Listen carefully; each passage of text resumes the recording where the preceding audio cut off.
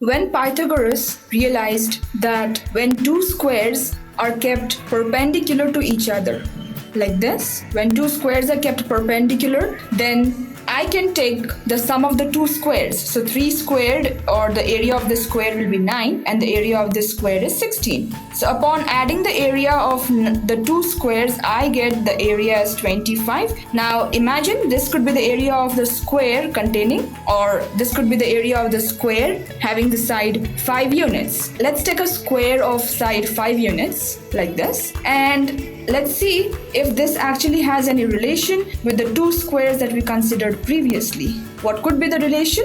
It just forms a perfect right triangle. If you'll see, then area of this square, that I kept it as the hypotenuse. The area of this square is actually equal to area of the sum of the areas of the two squares kept perpendicular. So this side is now equal to the side of the square. We can call it as A. This is equal to the second side, B. Now these two sides must be kept perpendicular, or the two squares have been kept perpendicular. So the area of the first square and the area of the second square kept perpendicular to the first one should give you the sum of the areas equal to the area of the third square, which is obtained by simply inclining at an angle to the two sides of the two squares that we have considered. So this is how he proved the Pythagoras theorem, or this is how he mathematically proved the theorem, saying that a right triangle will always follow this. And this has been a very significant discovery,